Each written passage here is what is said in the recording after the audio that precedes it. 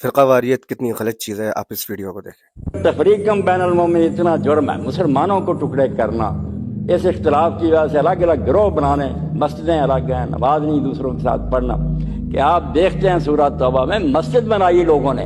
اور نبی علیہ السلام سے کہا کہ حضور آپ اس کا افتتاح کر دیں، تو اللہ نے اس جرم کی وجہ سے کہ یہ تفریقم بین المومن، مسلمانوں کو ٹکڑے کرنے کے لیے یہ مسجد نہیں جلا دیا گیا اس کو۔ آپ نے کہا میں مدینہ میں بعد میں داخل ہوں گا، کچھ تبوک سے واپس آ رہا ہے، پہلے جا کر اس مسجد کو ویران کرو۔ اور اب کوئی آدمی جانتا بھی نہیں کہ وہ مسجد رار قبا کے پاس کہاں بنی تھی، نشان مٹا دیا کہ مسجد نہیں، یہ بے ایمانوں کا اڈا کہ مسلمانوں کے ٹکڑے کرنا چاہتے ہیں۔ تو یہ تفریق بین المومن جرم ہے، اختلاف کوئی جرم نہیں، نہ کوئی روک سکتا۔ صحابہ کرام رضوان اللہ علیہ مجمعین سے چلا آ رہا، قرآن مجید کی آیتوں کی تفسیر میں اختلاف ہوا، فقہی مسائل میں ان کے فتوے الگ الگ ہوئے، سب کتابوں میں موجود ہیں۔ نہیں، ہم ان کو برا نہیں کہہ سکتے، سب کی نیتیں ٹھیک تھیں، ہم ترجیح دے سکتے ہیں کہ میرے علم کی حد تک یہ بات زیادہ وزنی، آپ اس کو اختیار کریں، مگر کسی کو اسلام سے خارج کرنے۔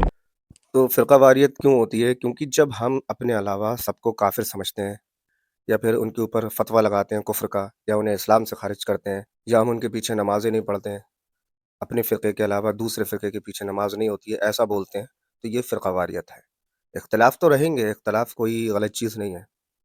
کسی کا ماننا کچھ ہے، میرا ماننا کچھ ہے، کوئی بات نہیں ہے، لیکن نفرت نہیں ہونا چاہیے اپنے علاوہ کسی اور سے، بس اتنا ہی ہے یہ فرقہ واریت۔